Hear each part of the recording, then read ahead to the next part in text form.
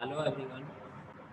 आज के इस लेक्चर में हम डिस्कस करेंगे अबाउट फ्रिक्शन स्टिर वेल्डिंग और इसे हम शॉर्ट में लिखते हैं FSW, that is friction stir welding. ये जो हमारी वेल्डिंग होती है ये एक न्यू टेक्नोलॉजी है जिसमें हम सॉलिड स्टेट जॉइनिंग करते हैं। तो ये एक क्या है, new solid state joining process है हमारा, जो कि एनर्जी एफिशिएंट है, एनवायरनमेंट फ्रेंडली है एंड वर्सेटाइल है। इसमें कोई भी मेल्टिंग नहीं होती। जो हीट जनरेट होती है वो फ्रिक्शनल हीट होती है। तो इस वेल्डिंग को हम वहाँ यूज करते हैं जहाँ हमें high strength aerospace aluminium alloy और अदर मेटेलिक एलॉय को ज्वाइन करने की रिक्वायरमेंट होती है। तो वहाँ पर हम फ्रिक्शन स्टिर वेल्डिंग का यूज करते हैं। तो फ्रिक्शन स्टिर वेल्डिंग है क्या? तो ये एक सॉलिड स्टेट जॉइनिंग प्रोसेस है। सॉलिड स्टेट का मतलब होता है कि वहाँ पर मेटल मेल्ट नहीं होता, वहाँ पर कोई भी मेटल मेल्ट नहीं होता। और जो हीट जनरेट होती है वो हीट जनरेट टूल और मटेरियल के बीच में हीट जनरेट होती है। इसमें जिन दो वर्क पीस को ज्वाइन किया जाता है वहाँ हम एक रोटेटिंग टूल यूज करते हैं और उस टूल के ऊपर फोर्स अप्लाई किया जाता है। तो वहाँ पर due to friction heat generate होती है और हमारी वेल्डिंग हो जाती है। तो इसमें हम क्या प्रोसेस फॉलो करते हैं? Friction stir welding is a new solid state joining process.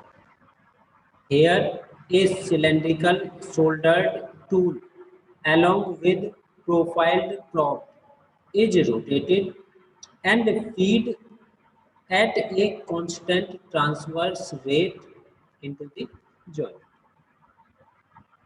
तो जो टूल होता है वो सिलेंड्रिकल फॉर्म में होता है। उस टूल में जहाँ वर्कपीस होता है वहाँ पर एक प्रॉप बनी होती है और ये टूल हमारा रोटेट होता है और इस रोटेटिंग टूल के ऊपर हम फोर्स लगाते हैं, इसे फीड करते हैं टूवर्ड्स द वर्कपीस या जहां हम ज्वाइन करा रहे हैं वहां एट कांस्टेंट ट्रांसवर्स रेट से। और जो यहाँ पर फ्रिक्शनल हीट जनरेट होती है बिटवीन टूल एंड वर्कपीस, वहाँ हमारी उस हीट की वजह से वो दोनों वर्कपीस वेल्ड हो जाते हैं।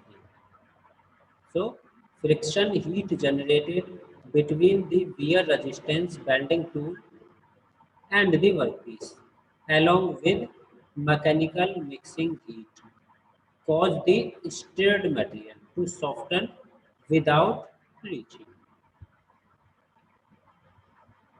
जो टूल यूज करते हैं हम इस वेल्डिंग के लिए, that is high speed steel tool use किया जाता है एल्यूमिनियम को वेल्ड करने के लिए।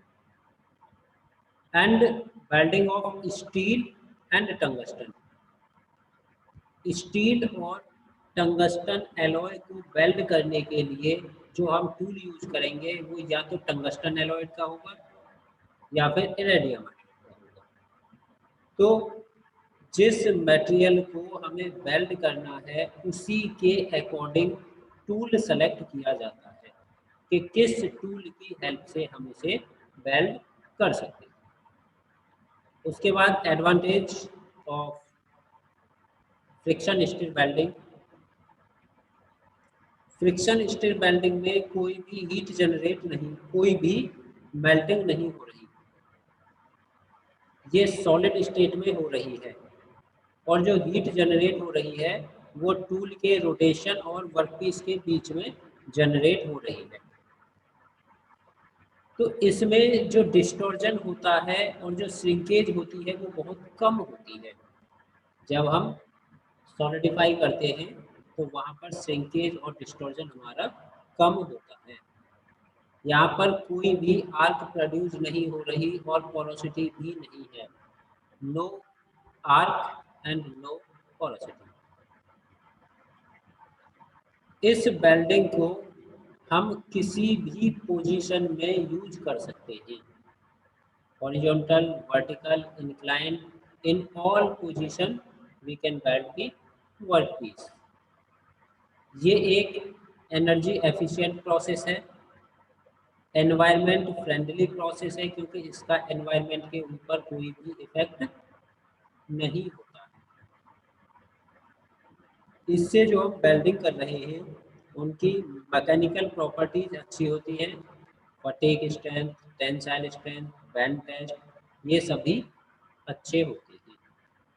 तो ये हो गए हमारे advantage of friction stir welding. Now go to disadvantage. Disadvantage of friction stir welding. Workpiece must be rigidly clamped. क्यों?